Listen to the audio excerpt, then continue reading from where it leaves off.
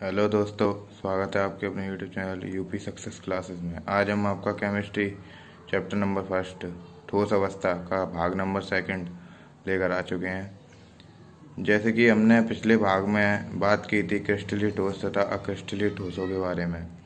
इस भाग में हम मुख्यतः क्रिस्टलीय ठोस तथा अक्रिस्टलीय ठोसों के अंतर सबसे पहले हम इसके बारे में बात करेंगे।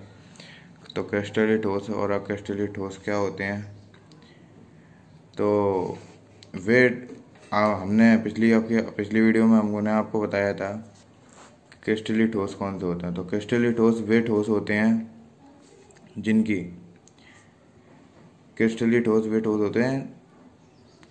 आकृति इनके गुण के बारे में बात करेंगे। तो इनमें जो आकृति होती है क्रिस्टलीय ठोसों की आकृति ठोसों की इनकी निश्चित व्यवस्था एवं नियमित आकृति होती है, ठीक है। और अक्रिस्टलीय ठोस जो होते हैं इन ठोसों की निश्चित आकृति नहीं होती, ठीक है। अब इनकी प्रकृति की बात करें हम, तो क्रिस्टलीय ठोसों की प्रकृति के तौर पर इन्हें वास्तविक ठोसों भी कहा जाता है और अक्रिस्टलीय ठोसों को आभासी ठोस भी कहा जाता है। अब इनके विदलन गुण, यानी कि अगर हम किसी धारदार चाकू या धारदार धातु से अगर हम इनको काटते हैं क्रिस्टलीय ठोसों को, तो ये स्पष्ट विदलन यानी कि पूर्ण रूप से कट जाते हैं। और जो अक्रिस्टलीय ठोस होते हैं अपने, वो धातु या किसी धारदार चाकू से स्पष्ट विदलन नहीं होता इनका। अब हम इनका गलनांक और क्वथनांक के बारे में बात करेंगे। तो क्रिस्टलीय ठोसों का गलनांक और क्वथनांक दोनों ही स्थिर रहता है, ठीक है। और जो अक्रिस्टलीय ठोस होते हैं इनका गलनांक और क्वथनांक निश्चित नहीं होता। तो ये कुछ चार इनके वो होते क्या कहते हैं अंतर। तो आप इनकी स्क्रीनशॉट लेना चाहें तो ले लें। और अगर आपको हमारी वीडियो अच्छी लग रही है तो लाइक शेयर सब्सक्राइब जरूर करें और अपने दोस्तों के साथ शेयर करें, इसलिए उनका ही फायदा हो इसमें। अब हम क्रिस्टलीय ठोस हैं जो उनका वर्गीकरण करें। तो क्रिस्टलीय ठोसों को उनके अवयवी कणों के मध्य उपस्थित प्रबल अंतराणुक बल के कारण 4 भागों में बांटा गया है। कौन कौन से? पहला आयनिक ठोस, दूसरा सहसंयोजक ठोस, तीसरा आणविक ठोस तथा चौथा धात्विक ठोस। तो इस वीडियो में तो हम अभी खाली 2 टॉपिक आयनिक ठोस तथा सहसंयोजक ठोस के बारे में बात करेंगे। अगली वीडियो आपको अगर चाहिए तो ज़्यादा से ज़्यादा कमेंट करें, हम अगली वीडियो भी डालने का प्रयास करेंगे आपके लिए।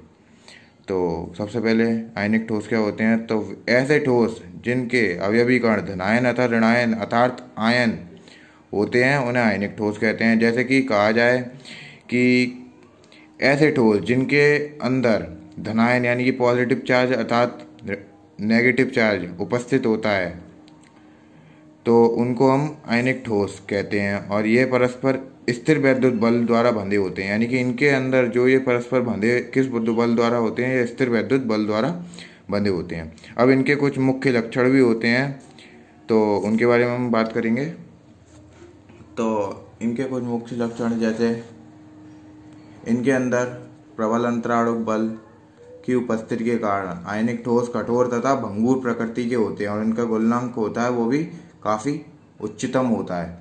यानी कि भंगुर प्रकृति कही जाए तो कठोर, यानी कि काफ़ी कठोर प्रकृति के होते हैं जो आयनिक ठोस होते हैं, क्योंकि यह इनके मध्य जो होता है बल, हमने आपको बताया था स्थिर वैद्युत बल होता है, इस कारण यह कठोर अथवा भंगुर प्रकृति के पाए जाते हैं। अब जो ये ठोस होते हैं इनमें प्रत्येक आयन अपने विपरीत आयन की निश्चित मात्रा से घिरा रहता है। यानी कि मैं आपको एक एग्जांपल समझाना चाहूँगा कि Na की अगर हम क्रिस्टलीय संरचना बनाए तो Na प्लस और Cl माइनस, Na प्लस और Cl माइनस, तो हम देख सकते हैं कि यहाँ पे पॉजिटिव चार्ज तो यहाँ पे नेगेटिव चार्ज, यानी कि यहाँ पे ऋणायन आवेश है तो यहाँ पे पॉजिटिव चार्ज यानी कि पॉजिटिव आयन है, ठीक है। तो इस कारण ये अपनी आयनों की विपरीत मात्रा से घिरे होते हैं आयनिक ठोस, ठीक है। अब इनका तीसरा कुछ मुख्य लक्षण है, जैसे ठोस अवस्था में विद्युत, यह जो होते हैं ये ठोस अवस्था में विद्युत के कुचालक होते हैं, क्योंकि इनके आयन गति करने के लिए स्वतंत्र नहीं होते। यानी कि ये इनके आयन जो होते हैं वो गति करने के लिए स्वतंत्र नहीं होते, ठीक है। परंतु इन्हें जब जलीय अवस्था में डाल दिया जाता है अर्थात प्रवाहित कर दिया जाता है तो यह सुचालक के रूप में कार्य करते हैं। यानी कि इनके जो जलीय अवस्था में इनको हम प्रवाहित कर देते हैं तो यह स्वचालक की अवस्था में कार्य करना चालू कर देते हैं। इनके कुछ उदाहरण होते हैं जैसे NaCl, KCl, पोटेशियम क्लोराइड और तुम्हारा NaCl, सोडियम क्लोराइड और पोटेशियम क्लोराइड आदि ETC। ठीक है, अब हम बात करेंगे आपका दूसरा हेडिंग सहसंयोजक ठोस अथवा जालक ठोस। तो ये क्या होते हैं? सहसंयोजक ठोस में अवयवी कण परमाणुओं के मध्य सहसंयोजक ठोस पाया जाता है और जिससे यह एक त्रिविमीय संरचना का निर्माण करते हैं। यानी कि इनके मध्य जो अवयवी कण होते हैं वह परमाणु होते हैं और इनके मध्य जो सहसंयोजक बंध पाया जाता है उसमें एक त्रिविमीय संरचना का निर्माण होता है। इसी वजह से यह अत्यधिक कठोर होते हैं। जैसे कि आपने सुना होगा कि परमाणु के अंदर सहसंयोजक बंध पाया जाता है, इस कारण वह अत्यधिक कठोर होता है।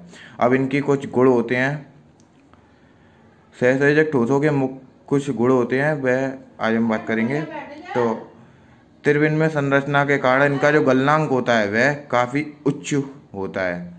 ठीक है, और यह वैद्युत के कुचालक होते हैं, लेकिन अपवाद स्वरूप, यानी कि हम कह सकते हैं कि एक अपवाद स्वरूप ग्रेफाइट वैद्युत का सुचालक होता है।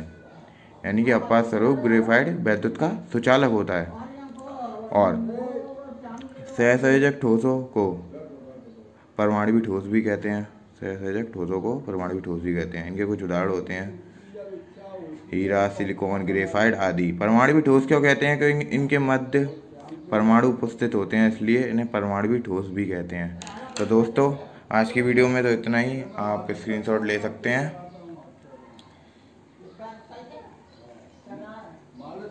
आपको अगर आगे वीडियो चाहिए तो ज़्यादा से लाइक, शेयर का कमेंट हमें करें। हम आपकी अगली वीडियो जल्द ही लेकर आएंगे। दोस्तों, लाइक ज़रूर करें दोस्तों, शेयर ज़रूर करें और देखें ज़रूर, पूरा स्किप ना करें दोस्तों।